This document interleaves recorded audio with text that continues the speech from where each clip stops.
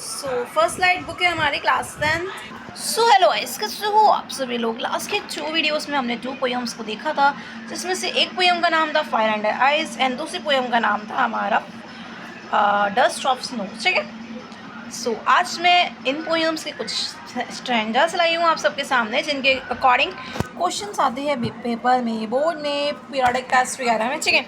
सबसे पहले पहला स्ट्रेंजर देखते हैं।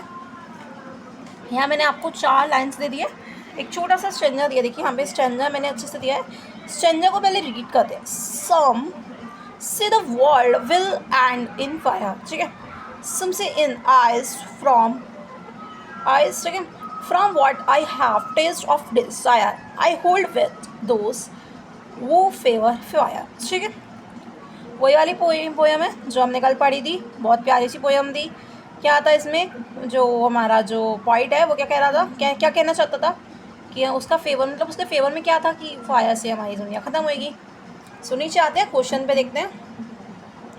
Name the poem and the point. भाई पोएम का नाम सबको पता है, इस पोएम का नाम सबको पता है, तो क्वेश्चन का क्या आंसर होगा, पोएम। इसके 2 आंसर, मतलब 2 टाइप के मैंने इसमें आंसर लिखे हैं। आपको जो सा ईजी लगे, ईजी वे में आप उस टाइप से लिख सकते हैं। एक तो मैंने लिख दिया पोएम करके fire and ice, taken from the poem. ठीक है। फिर नीचे पॉइंट लिख के मैंने लिख दिया रॉबर्ट फर्स्ट। तो नीचे लिख दिया मैंने एक और आंसर, हम इसमें 2 आंसर लिख सकते हैं, बाकी दूसरे वाला आंसर थोड़ा अच्छा है, ज़्यादा है। ठीक है।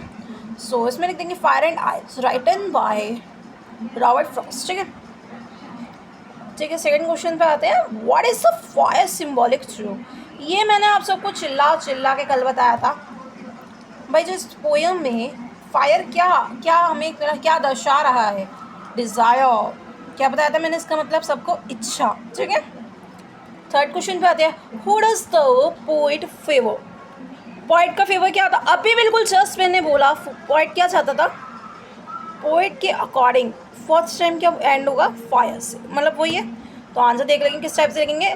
The poet favour the people who think that the world will and in fire. ठीक है। तो what is the rhyme scheme of above extent, मतलब इस स्टेंजा में राइम स्कीम क्या है। चलो बिना आंसर देखे बताएंगे। A B A. क्या सही है हमारा आंसर, बिल्कुल करेक्ट है। The rhyme scheme of A B A. एक और स्टेंजा हमें यहाँ पे दे दिया है, एक और मैंने स्टेंजा लिया। दोनों पोएम के बढ़िया से स्टेंजा हमने यहाँ पे ले लिए हैं। The way a crow shook down to on me. ठीक है। The dust of snow fire from a hemlock tree has given my mind a change of mood and saved some part of day I had rued. ठीक है। Name the poem and the poet, मतलब poem मतलब poet का नाम, यहाँ poet आएगा, sorry गलत लिख दिया मैंने। क्वेश्चन बिल्कुल सेम फर्स्ट वाले की तरह, मैंने यहाँ पे पोइट गलती से पोएम लिख दिया। तो this line have been taken from the poem just of snow written by the Robert Frost. ठीक है। What is the hemlock tree, 1000 बार बताया था। Hemlock tree is the poisonous tree with white flowers. ठीक है। अगला क्वेश्चन है हमारा। What change the poet's mood. Poet का चेंज कैसे हुआ था mood, the shaking of the hemlock tree by the crow अब falling down the dust of snow on the poet change poet mood. ठीक है। जो आइस गिरी थी, शेकिंग मतलब जो डस्ट ऑफ स्नो, मतलब जो पिघली हुई बर्फ़ गिरी थी, उससे मतलब क्रो की मदद से, मतलब जो हेमलॉक ट्री के ऊपर जो क्रो आया था उसने पेड़ की ब्रांचेस को हिलाया था, उस टाइप से कुछ बर्फ़ की, मतलब कुछ मैंने बताया था, बर्फ़ की कुछ बूंदें उस पर गिर गई थी, पॉइंट पे उन पे गिर गई थी, तो इस टाइप से उनका मूड चेंज हो गया था। उसके बाद उनका दिन अच्छा भी गया था। Last question. Find a word from the above extract with means waste. ठीक है। वर्ड क्या है यहाँ पे, मतलब इन अबव लाइन्स में वेस्ट का क्या मतलब है। तो इसका देखते हैं। The word from the above extract with means waste in root सबसे अंत में।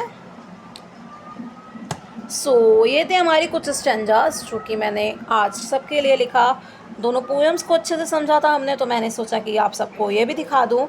ये पेपर में एक पहले के टाइम में तो भाई 4 नंबर का एक क्वेश्चन आता था, मतलब 1 नंबर का एक क्वेश्चन, 1 नंबर का एक क्वेश्चन आता था। अब ये 5 नंबर का भी आ सकता है या 10 नंबर का, ठीक है।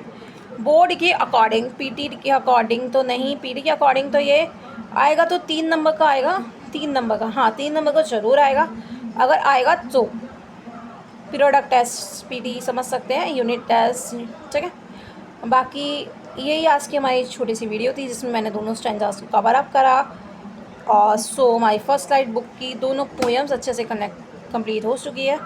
सो नेक्स्ट कल की वीडियो में हम कुछ मस्त चीज़ें और लेकर आते हैं। कल आई थिंक हम इंग्लिश की जगह कुछ और सब्जेक्ट करें, बट इंग्लिश अभी फ़िलहाल इतनी ही रोकते हैं हम इंग्लिश को, या हो सकता है मूड चेंज हो जाए, इंग्लिश ग्रामर कर ले थोड़ी। अभी पता नहीं क्या है कल की वीडियो का, कल क्या करेंगे हम, बट जो भी करेंगे अच्छे से एक्सप्लेन करेंगे, एक एक चीज़ को अच्छे से करेंगे। और जिस भी चीज़ को आपका डाउट हो उससे आप क्लियर करें, मतलब मुझे कमेंट्स में मैसेज करें, मैं नेक्स्ट वीडियो में आपको ज़रूर उसको क्लियर करूँगी। वीडियो को कोशिश पूरी रखूँगी, अच्छे से एक एक चीज़ को एक्सप्लेन करेंगे वापस से। बट अभी तो भाई रिवीजन टाइम है, तो इस टाइप से हम शुरू में वीडियोस को अच्छे से कर रहे हैं। बाद में जब पेपर की वो करेंगे ना तैयारी, थोड़ी और सैम्पल बुक्स लेकर आएंगे, सैम्पल पेपर की बुक्स।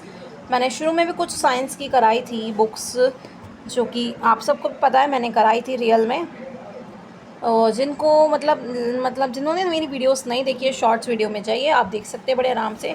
बाकी मिलते हैं नेक्स्ट वीडियो में। बाकी अगर किसी को अपने अकॉर्डिंग किसी को कोई चैप्टर समझना हो तो उसको कमेंट में डाले भाई, क्लास के साथ अपनी क्लास मैं उस चैप्टर को बिल्कुल अच्छे से क्लास के साथ सब्जेक्ट को भी अच्छे से एक्सप्लेन करूँगी, एक एक चीज़ को। पूरी कोशिश यही रहेगी अच्छे से समझ में आए, और जो समझ में ना आए उसे कमेंट बॉक्स में मुझे डाउट को क्लियर करें, ठीक है। मिलते हैं नेक्स्ट वीडियो में, तब तक के लिए bye guys, see you soon.